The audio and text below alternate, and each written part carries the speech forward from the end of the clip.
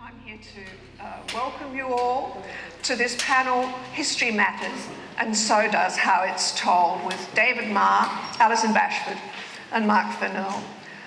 I join with the festival in acknowledging the traditional owners of the land, the Darawal and Durga language-speaking groups, who are traditional owners of the area, and we acknowledge their customs and culture, which have nourished and continue to nourish this land. And we extend our respects to elders past, present and future. And I'd like to join with Auntie Delia last night, who said that she extended it to all elders, their respect, and I think that suits me well. It's a great honour for me to be here with this very distinguished panel, and with you all, and what a topic. It's a great topic.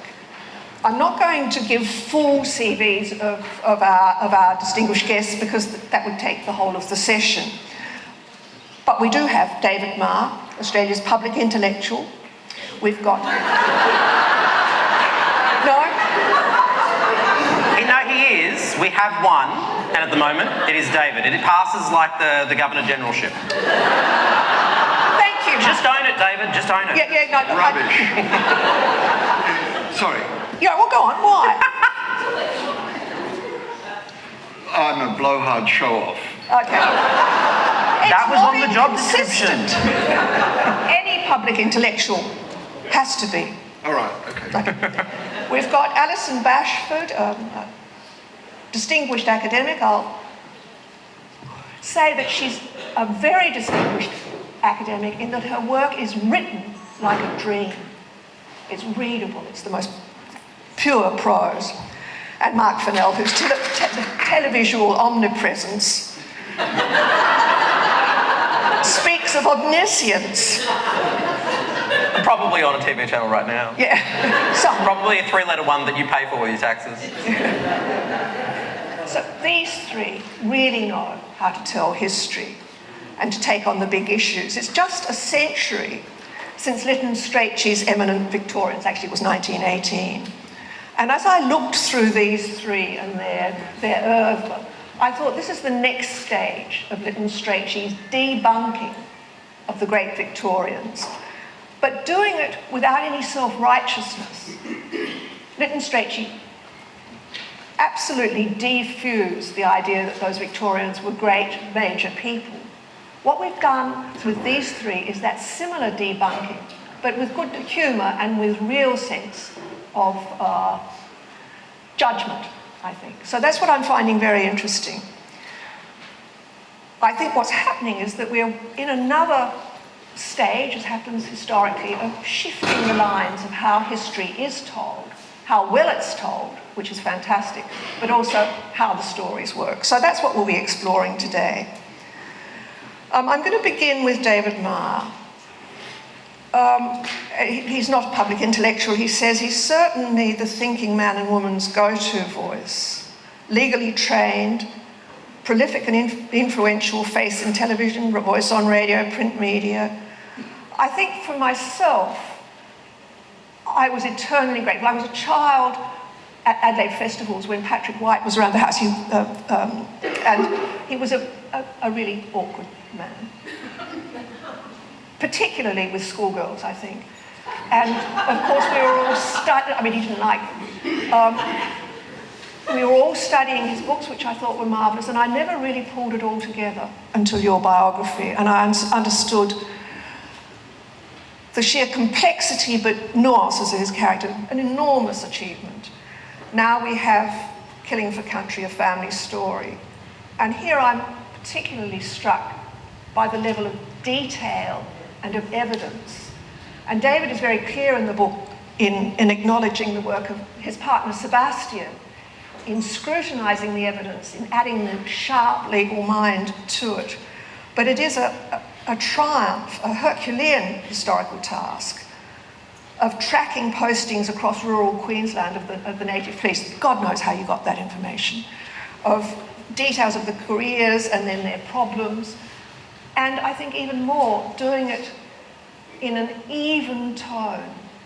I think you can rely on David's judgment. And I think that's a really important thing for those of us who read history, not as professional historians, but as people who like the story as well. You feel you have to trust.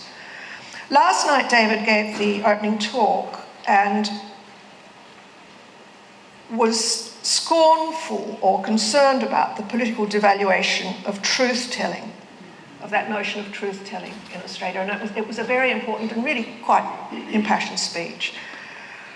I suppose what I was thinking about as I was thinking about your work, David, was that what you're showing, particularly in all of your work, is that truth-telling is not, as it were, a metaphysical concept. This is the truth, that's not. It's a process of hard work. And I think, do you think that that's the most important part of understanding what truth-telling has to be now? I think the thing about history is that it is much more than facts. But you have to get your facts right. You have to acknowledge where you don't know things. I loathe any history book that says, she must have.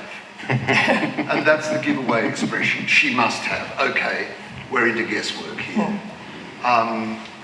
Because the frequently fascinating thing is that she didn't. And the facts have to be right. But history is always told by telling stories, because we all know about stories. And we know above all the stories that don't ring true. That's the great thing about writing history as story, because it allows the readers to judge from their own experience whether this story rings true. And I know that there is a school of historians at the moment who devalue storytelling in favour of analysis and fact, but I think analysis and fact have all got to be there. But it's the story that allows the reader to judge for themselves whether this rings true. Well, we might come back to that question later of whether, if that's the case, what makes more impact, a historical story or a novel based on a historical story? Oh, I can tell you the answer to that. It's the history.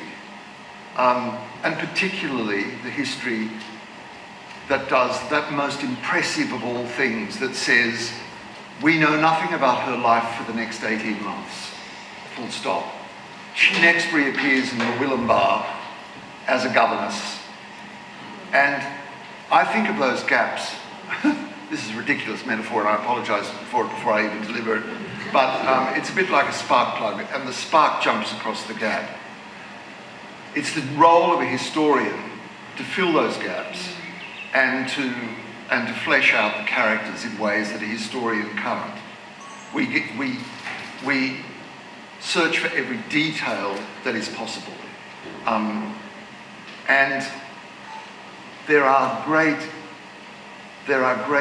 fictions of history, and the writing of historical fiction is a wonderful art. But for me, I will always be most convinced by and most gripped by the historian's account. And I can still then say standing ovation for Kate Grenville for The Secret River. But at the same time, I want to read Grace Karskens about the settlement of Sydney. I must say that that's very interesting. When I was a graduate student, I worked with a man called Dummett, who was a deviant logician, so strange logics.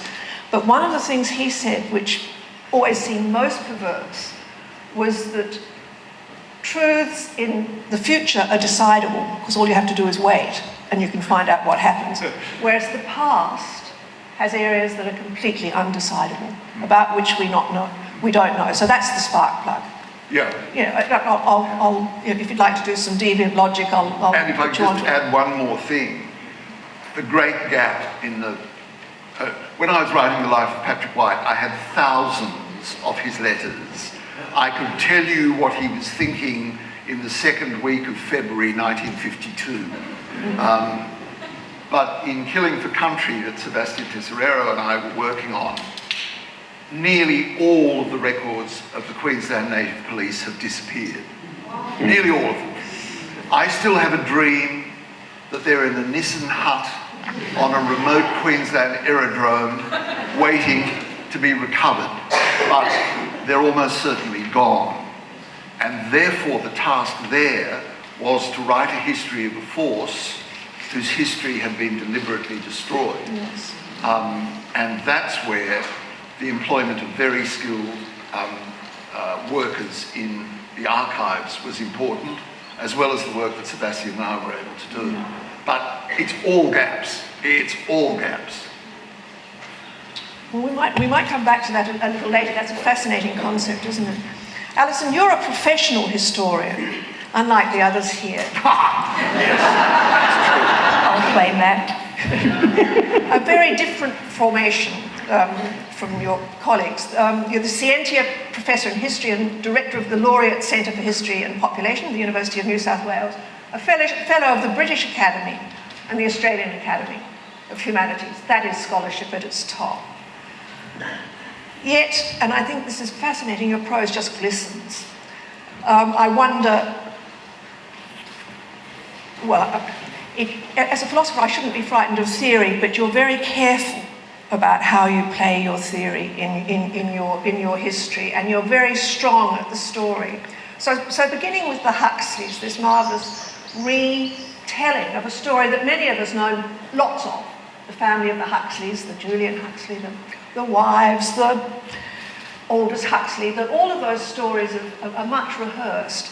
You really gave us a very different angle on it, and I wonder why you chose that story and whether it was conscious that you, as it were, reinserted the women as agents in that story.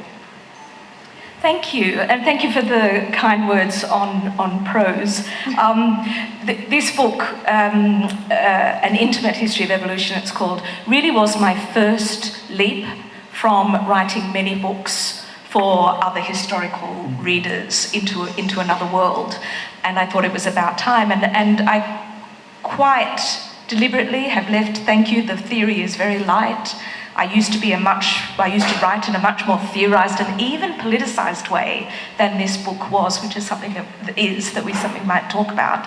But really my way in for this remarkable Huxley family, about which, a bit like Patrick White, they're so self-important, this milieu of people, especially the men. They know they're important. They keep laundry lists, letters, drafts of wills, so a little like Patrick White, there's just an avalanche of material to work with, and unlike the book that you've just published, David.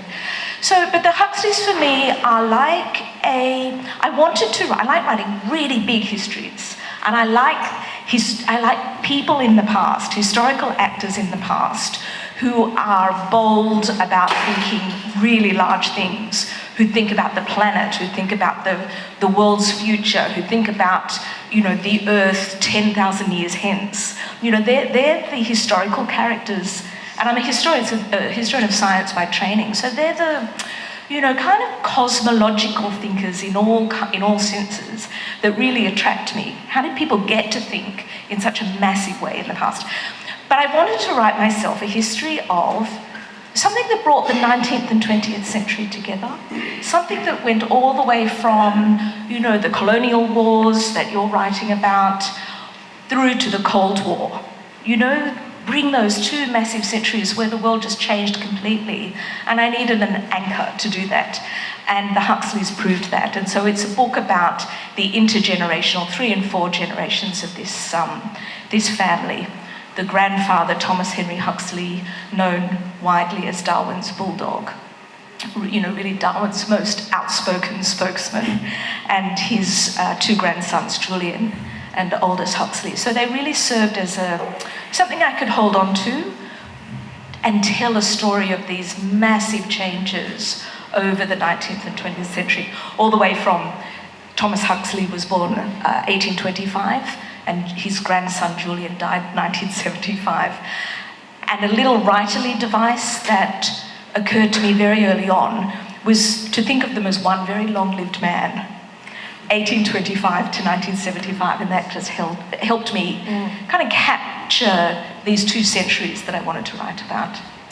Can I just ask then, I don't know whether it's available here in the bookshop, I hope so, your new joint book, New Earth Histories. A very interesting set of, or an edited book, I suppose, interesting approach to truth there. As I take it, well, perhaps you can explain how you're trying to incorporate Indigenous knowledges about the Earth with scientific thought, and what your view about the ultimate truth is in those. Yes, in some ways, and perhaps I'm the least fashionable person sitting here on the couch. In some ways, Hard disagree from me. Hard disagree. This is a very We're difficult. all trying. This is a very difficult, but I trust the audience with this. The truth sometimes is not that interesting to me. Isn't that a strange thing to say? And the reason that I mean that is that how do we think about different cosmologies, different ways of thinking about the Earth? As a historian of science, I have to be able to understand. Right now I'm writing about Isaac Newton, as it happens. And I have to be able to understand and then explain to readers how it is that someone like Isaac Newton, for example, fully believed in astrology and alchemy. And defer any set. It's really dull to me to say, oh, silly Isaac Newton understood this bizarre thing about the heavens affecting his medical, constitution, for example. It's really easy to just go, oh, what nonsense, or even just to make fun of it, or even turn it into a joke. That's easy. It's so much harder. It was the same with the Huxleys. I think it's so much harder to explain their truth in that moment as something that they believe. And so that's not me saying there is no truth, or it's certainly not me saying there is no fact. But as a historian, increasingly I see my job as less finding the truth and more as a historian explaining different truths and really explaining them, and not just in the business of, certainly not self-righteousness, my least favourite, way of being a human, but explaining the difficult past worlds. I mean, I live in the past, so many of us do. I know the world. What year are we in? 2024. I've given up keeping track. I know 1824, 1724, and 1924 way better than I know 2024. And so what a wonderful thing to be able to say that I get paid for that. But in a way, the longer I'm a historian, the more I'm drawn by not so much even judging or impeaching but explaining. And the reason that I feel like I can do that is that other people do that other work. And so in a way that leaves me free to do a different kind of a history writing for me, which is about explaining as much as exposing. Okay, well, we'll turn to you, Marc, but I hope we'll come back to some of these questions a bit later. extraordinary, multi-talented, and omnipresent, and young. I mean, it is such a... It's so exciting, isn't it? IT, television and radio personality, and of course, what the British stole. What the British stole. What actually I'd like to start with, though, is how is telling a story visually for television or alter the sorts of stories you can and can't tell? Well, I'm an unusual person in the regard that I work across... I've written books and I work in audio and I work in television.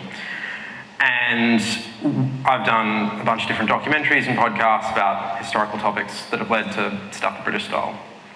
What normally happens with me is I come across a story or I come across an idea and I look for what I call a small doorway into a big world. I look for one discrete idea that when you say it to a person, you watch their face light up and they go, what?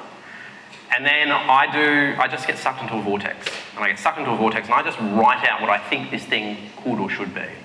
And I put it in a drawer and I come back next day, next month, whenever it is, and I look at it and go, what are you? Are you a book? Are you a podcast? Are you a television show? And that's how I tend to approach those things. And there's been I'm in an unusual position where at various different points I've been able to make those different things. But I do think they each have their own elegance to them. So Stuff the British Style is now this big, elaborate show where, I do it for the ABC and CBC in Canada, and I travel to 11 different countries around the world to do it. It's a huge, huge, huge production, but that is not how it began. The beginning point of Stuff the British Style, I happened to be in London for an award that I knew I was going to lose. It was the Rose d'Or Award in London, and I was there for a podcast that I'd made. And I consistently was losing to the BBC, and just in every category I was losing. I thought, okay, I'm going to go to London, but I'm going to do something else while I'm there, because I'm going to just lose this award. And I brought my microphone with me, and I had I knew through a friend of a rogue historian, and she did these walking tours through museums. Because she's a nice little, she's a nice, polite-looking white girl. No one ever questioned why she was there giving these tours, because actually what she was doing, she was pointing out all the stolen stuff. And so she came up, and I knew she was doing this, and we had this conversation. I was like, look, I've heard this idea that there's things in museums with contested history. And she just literally spat take in my face. And she's like, oh my God, yes. And she just started rattling off a list. Like, that was stolen, that was stolen, that was stolen. That was a gift, but they weren't pointing a gun at him at the time, so I don't know. And that was and she's like, before you go, you absolutely have to go see, I was about to do her accent. Before you go, you absolutely have to go see this tiger in the V&A Museum. And it was there we saw this tiger called Tipu's tiger. And that sparked me off on a journey where I kind of explored the history of Tipu's tiger, and it turned out my own family would have been subjects of Tipu Sultan. And that was the beginning point. So literally, it started very small with me and a microphone, and I remember thinking with Stuff the British Style, I thought I was making a niche show about ephemeral objects that sit in museums. And I remember when the first episode went live and it sort of went to #1 in all of these different podcast categories, I was like, oh shit, I didn't expect this. And so it's been surprising to me, the reaction to that, from the podcast to the television show, how it has grown. No, I definitely didn't predict it. And I still make other things. I make documentaries for SBS and Audible. But I think Stuff the British Style has sort of, it captured a moment.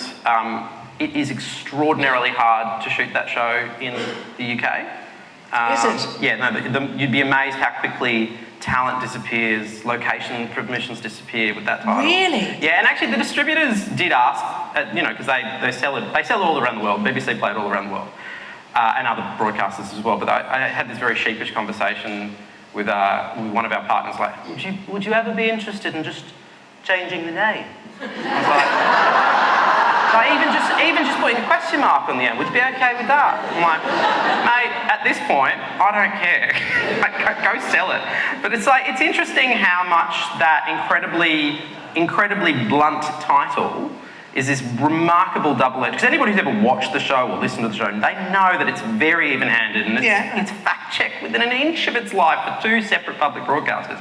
But that title has absolutely contributed to being this huge hit, but it also causes tremendous problems. And it has reminded me, I love the UK. It's the place I'm most comfortable in the world, outside of Australia. But their history, they don't know. because the history of those British Isles and the impact they had on a quarter of the world's land and a quarter of the world's population, they have no idea. Very, very interesting. I can tap dance too, you guys. When I was Vice Chancellor of Bar Spa, I appointed the first black history professor who was a woman. And she was a French hôtelier, anyway, a French historian of slavery. And the reaction in the town was extraordinary. They really didn't like it. Bristol and Bath don't like talking about slavery. No, that's very interesting. But then, what about what the Belgians stole? If you go to Tervuren, there's the most marvellous museum full of... fantastic? It is a fantastic museum. Wow. But what the Belgians stole just doesn't take it as a... It's interesting. Nothing would thrill me more than for some enterprising South American version of me to start making stuff the Spanish stole.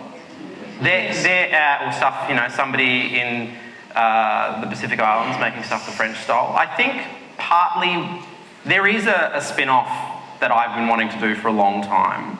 And I promised the ABC I wouldn't tell anybody what it is. But you are most welcome to get me drunk later tonight and see if you can get it out of me. Look, the short version is, and it's a question that comes up often, the Romans stole things, the Mongolians stole things, and that is all true, except we do not start Parliament with Hail Caesar, and Genghis Khan is not on your coins. It is the British Empire that has most shaped this land. Right? So, it's a fair enough comment, and I'm if somebody wants to give me money to make stuff the Belgian style, I'm there in a heartbeat. But I think I think for the people that actually pay for it, CBC and ABC, I think actually the point is it's about the impact of empire and how that's shaped those countries. So I think that's very interesting because that is true across all three of you, that huge impact of the British Empire. And even in the 100 years or so since Lytton Strachey started debunking the great figures, we're still living in that world. Would you have something to comment on that? Yes. So what interests me is writing about, and this is why the Huxleys I just lived with them for so many years. And have I successfully portrayed them, understood them? I'm not sure.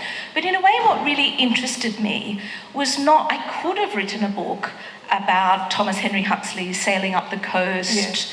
I know that he took they know, the museum knows what he took.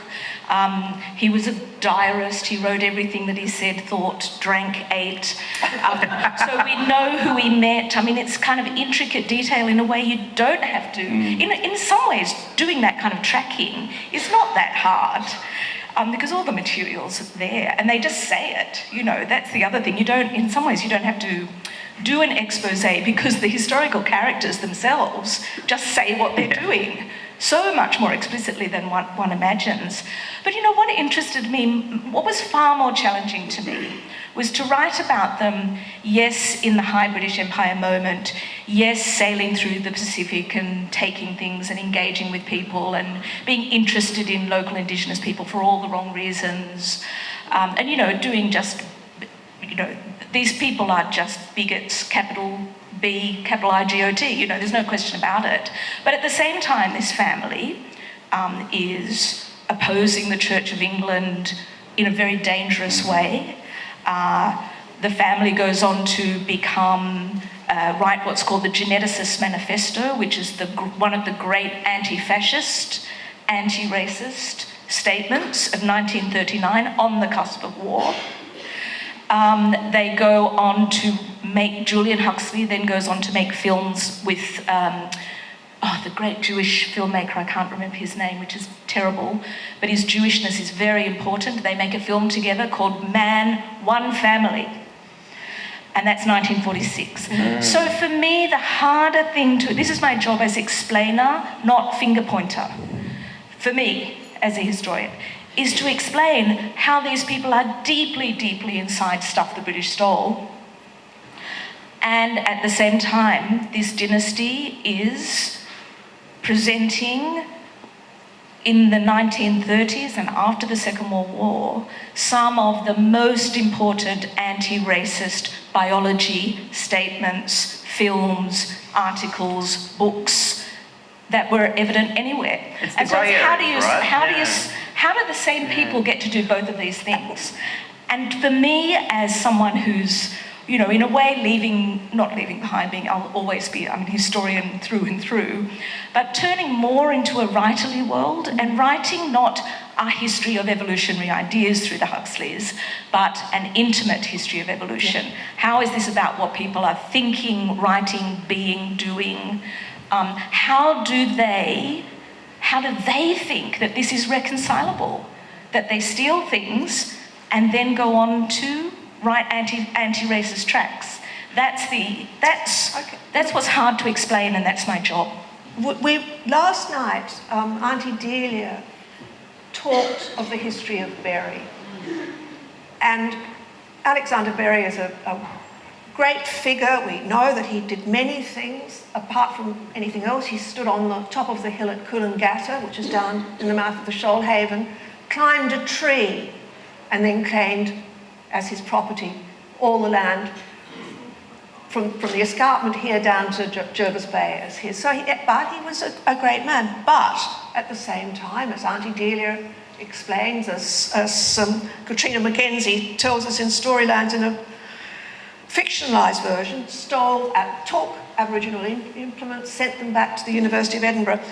David, well, Mark, would you do with things British, would that be stuff British style? And how do we make a judgment about how to judge somebody like Alexander Berry?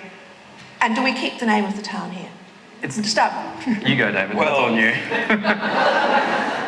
I've talked enough. I think the important thing is to find your starting point. And for me, the starting point is imperial settlement of Australia was inevitable. And there is no point in us fantasising that this continent may have remained in Indigenous hands. Justice, fairness, mercy, kindness, all of those things might dictate that it should have, but it was not going to. Europe was conquering the globe, and Australia was going to be conquered. And I don't think that it is a useful starting point to rage against the whole notion of empire. Now, the notion of empire is horrible and fraught, and it's driven by money, and it's made worse by the fact that the imperial authorities were never willing to spend the money to live up to their own rhetoric. All this blissful rhetoric about fairness and concern for the Indigenous inhabitants of their empire. It was bullshit because it was not backed by resources. Now, if you accept that empire, for all of its faults and unfairness, etc., etc., etc., was inevitable, it was going to happen, then the question becomes, how was it carried out? And that, for me, was the question that was in the forefront of my mind all the time in writing Killing for Country. How was it carried out? Because it is an account of powerless administrators,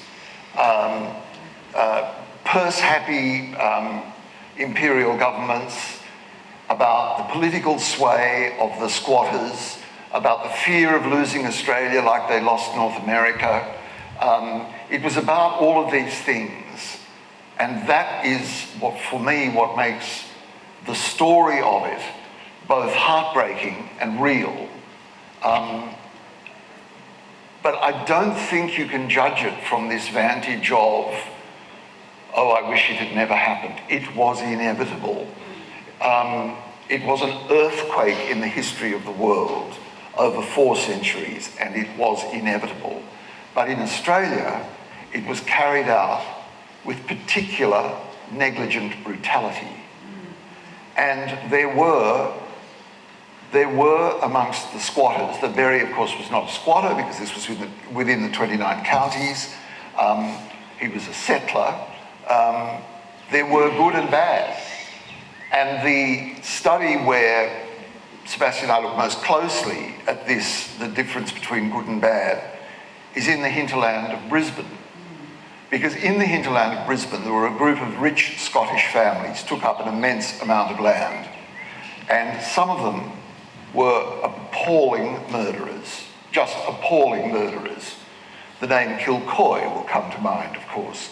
Kilcoy was one of those properties. It was named after their castle back home, and one of the brothers was about to go home to become succeed his father as the baronet, and they poisoned 60 to 80 of the people on their land. And that remains one of the most appalling moments in colonial history. Their neighbours were the Archers, and the Archers worked to find agreement with the original owners of the land that they were now grazing sheep on. They shared their land, they learnt the language, they spoke to people, they employed them. Now, it was very far from perfect, and they were not paying decent wages and all of that kind of thing, but they didn't kill. And they so objected to their neighbours killing that they wrote really wonderful letters home about it. And that's how we know what happened in that region, where, by the way, they brought their shepherds from Scotland, and the language of the shepherds for at least one generation was Gaelic. And that was colonisation. And if you were willing as a settler to put in the work, it was possible that it not be so terribly cruel. And those kinds of differences really matter. There was a family in Queensland who so loathed the native police that when they heard the native police were coming to their immense property called Bauhinia Downs, they gathered as many of the blacks, as they were known at the time, gathered as many of the blacks as they possibly could and brought them into their house.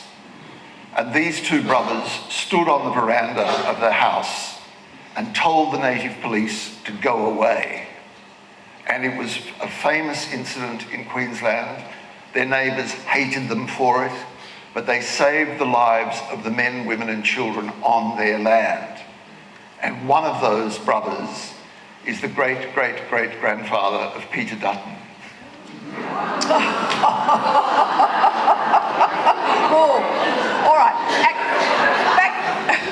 Back to you, Marc. You were really interesting saying that there were certain things that gave you a spark, that you could see that they would work. Anything in all of the story of Berry, the stories of Queensland? Tons and tons. Tons, yes. So what I look for, particularly with stuff the British style, is I'm looking for grey areas, right? Because there is literally millions of objects that sit, and the show has expanded beyond things in museums and galleries pretty solidly now. But there are millions and millions of objects that have ended up over in Europe and America. I did a series for Audible called The House of Skulls, which was about a collection of, in the basement of the University of Pennsylvania is a classroom that is lined wall to wall with human skulls from around the world, including here.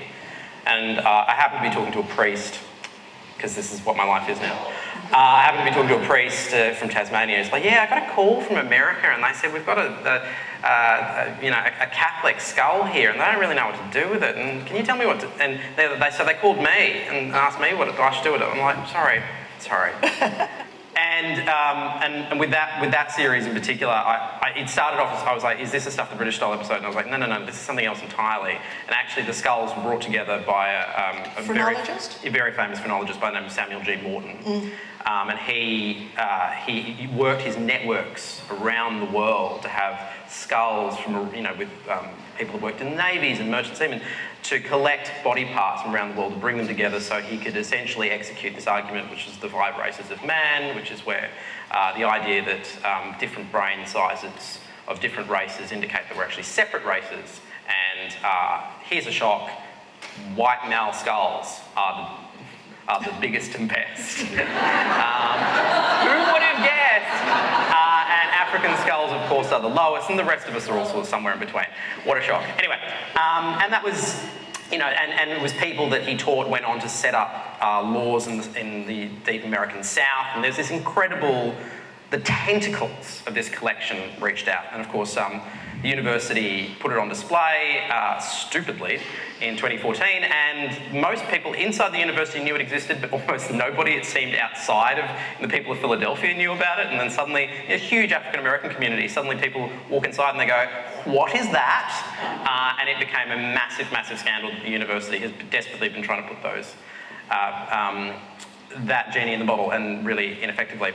And I remember thinking with that, you have to find the right framing device to come to your question. So I think when you do stumble across stories, or when you do listen to like Auntie Delia last night, I sit there in the back row and I was like, what is the best way of telling the story? And I always say, particularly with stuff the British stole, believe it or not, you're all here, and you're all here for a reason, you're interested in history, but most Australians do not like to be lectured about colonialism, right? But I'll tell you what they love. They love a treasure hunt. And that's what Stuff the British Stole is. We have taken... No, the millions of people do not love... They absolutely hate being told... They hate being told about Australia's colonial history. But if you can reframe it as a mystery, if you can reframe it as a hunt, they will come to the right. And so what I look for when I hear a story like that is a horrific story. There is some big gaps that need to be worked out. So what happens with the skull of Arawara after it gets sold into Edinburgh? Of course, Edinburgh was the centre of medical knowledge. Lots of body parts in that period of time end up in Edinburgh. That's not surprising. It's what happens after that they don't know and I don't know. And I think if you can answer that question, if you can work out what happens after it leaves Edinburgh, that is the question. It's going to be in the Wunderkammer of one of those stately homes, isn't it? Well, look, if something ends up in a public collection, usually, it varies. Private collections are very challenging because they are under no obligation and they're to share. completely the Wunderkammer I've seen, they're not catalogued. Yeah, but there's a lot of things in public collections. I mean, a number of times you talk to museums and galleries, they're like, oh, we don't know, we lost the paperwork. To your point also about the police force. A lot of missing paperwork in history. Did you have something to add to that, Alan? Yes, I did. There's two things, and I've already forgotten the second thing. I'm sorry, I talked too long. I'm sorry, Alison. It just goes on. One thing I did want to say. One thing I did want to say. Hot calling the kettle something. Love you. Sorry, Alison. We did say, ladies. Sorry, we did say this thing like the lounge from Friends, and who's going to sing. But what I did want to say is that I agree absolutely, fully, wholeheartedly with your comment much earlier that we need portals to the past. Yeah. And in a way, part of the trick or the skill, is to decide what's the good portal. And when the portal is an object, which is your world and is the world of many of our colleagues in museums, there's something, it enters the world of the treasure. Yeah. And I think that's a very, very interesting thing to say. But in a way, we're all searching as historians for portals through which we can, they're like postcards. One of my projects was about the quarantine station in Sydney, where there are these extraordinary inscriptions carved into the sandstone. And with my colleagues, we called each inscription there a portal to the past. Who carved it? Where did they come from? Did they die along the way? So I think that really what I wanted to say from the portals idea is how important the history of Berry is, how important local histories are in telling these stories. And, we all know across Australia, as elsewhere, the more that the past can be about right here, where we live, the streets we wander, the fields we go, the fields, listen to me, it's as if I'm still in Cambridge, the paddocks we go through, the tree we climb or don't climb, the more we can see it about right here. And that's when the facts really do come in. What actually happened right here? Sometimes not that hard to find out, actually, but inviting people to do that finding about where they walk, where they are, where they live, on whose country, then it becomes, then there's a possibility, I think, and this is where I am definitely an advocate of the truth in this regard. What happened right here? Then it becomes, in some ways, at least as much a matter of fact as a matter of interpretation. And once you're there, there's much more chance of actually moving forward. So that kind of significance right now in the 21st century of what happens very locally, I think is hugely important. But I also have to disagree with you actually about the other side of the world, because when I move in and around England or Edinburgh, for example, actually I see a world where sometimes the genie's being put back into the bottle badly, sometimes. More often, actually, I see the genie released, yes, it being discussed, museum directors really seriously knowing they may not want to, but they know they've got to go there. And I think over the last, say, 30 years that I've been a historian, I think that's completely changed. And institutionally, museums are ahead of the universities, actually. I think the universities are right there. So I was for many years at Cambridge University, and every single one of those colleges was doing it. Has a Legacies of Colonialism and Slavery project led by the right person, saying all kinds of things that many of the older dribbling dons, as everybody calls them, don't want to hear, but they're doing it. Alison, I've just had a signal from the boss that we need to open to questions, and I'm sure there are many questions here. Are there microphones around the room? Helen Caldecott? Yeah, about Australians. I gave a talk once in North Sydney in the sort of blue ribbon electorate. I had only just found out about our history. I'd visited as a locum an Aboriginal community, and then I found out all about it. I'd been taught the kings and queens of England at school, and I was so shocked. And I found out about it, and I talked about it to the audience. Afterwards, no one came near me. I was like,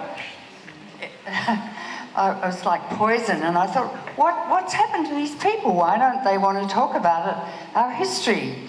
And so I just wanted to agree with you, Mark, that Australians don't like knowing the history.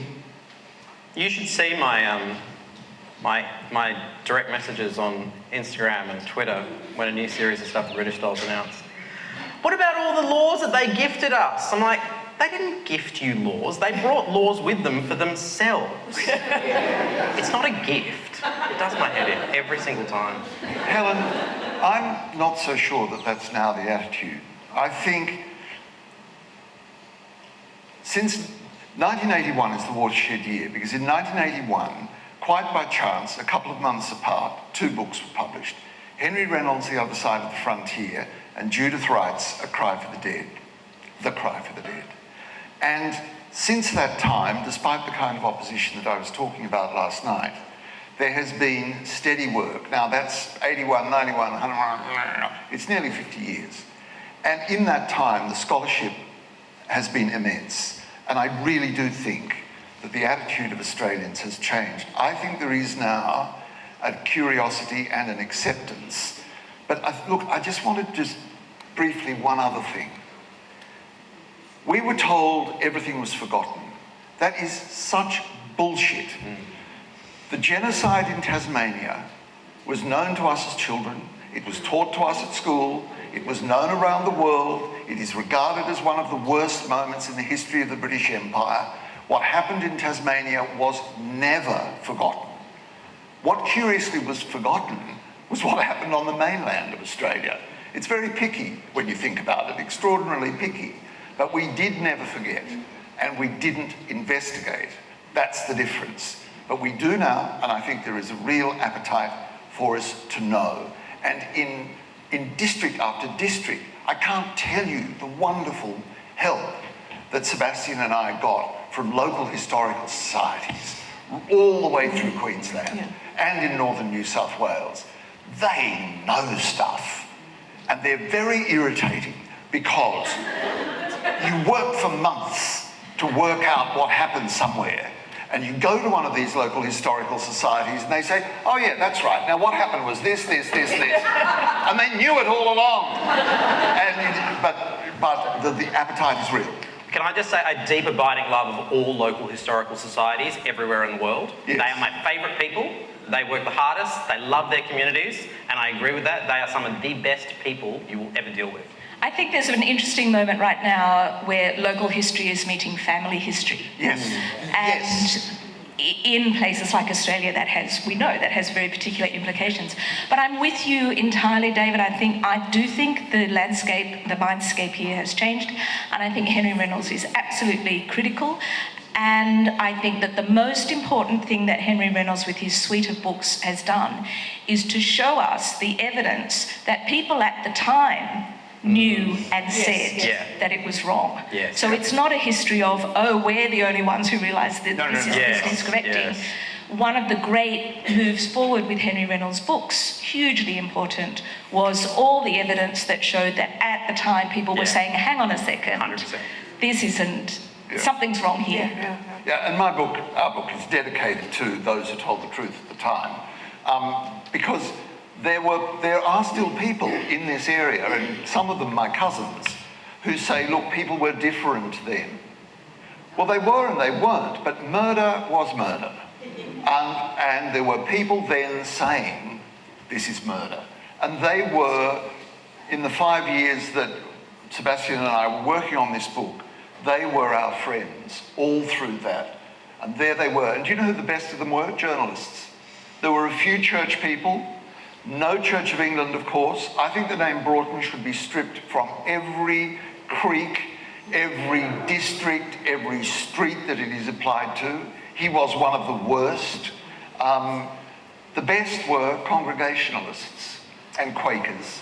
But the Congregationalists provided some magistrates, lots of journalists, some administrators. They were wonderful, and they were always there, and it's in the newspapers, it's in the correspondence saying, this is murder, this is wrong, this does not need to happen. And there was one man, a wonderful man in Queensland, where dispersal, the native police were always dispersing Aborigines. And that was admitted in a sort of royal commission held in Queensland in the 1860s to mean shoot. And there was this wonderful, wonderful man who said, can't we use birdshot? And the government said, no, we're going to use heavy ammunition at all times. But he said, but birdshot would disperse people and they wouldn't die. That wasn't the point. You dispersed with heavy ammunition. You tore people to shreds with bullets. But there were always those voices. More questions? Yes. 1, 2. Thank you all very much. I have a question around how you write the narrative to join the story with the fact. So, the narrative creative part of the story to make it compelling. Well, in my book, if I may, in a way, it was the story of an intergenerational family was set out for me. But in a way, it's less what did they do, but over these 2 centuries, how are these heads different? How do they understand the world differently? And so in a way, the narrative for me was more along the lines of, here's this family who, it's the dynamics of a family. Here's this family who are so grand in the scientific world, but in fact come from a very lower middle class background. They write about they write about evolution by natural selection and so forth, but underneath all of that, they know that they're a family deeply burdened by paralysing depression. Melancholy, they call it, and they know that that's inherited. And so for me, it's less a narrative with this Huxley family, but the way in which they enchanted me because they had to deal with both the theory of inheritance and the embodied experience, tragedy beyond measure, of the inheritance of melancholy. So they're thinking generations. So it's less, for me, it was less where's the narrative here, and more what's interesting and hard that is linking this intergenerational story over time. And once I landed on that, hence the intimacy of the story. I wanted to tell the family side of this story of thinkers, and the family side is a tragic one of paralysing depression, and they know that it's inherited, even as this family themselves are theorists, they're geneticists, they're theorists of inheritance.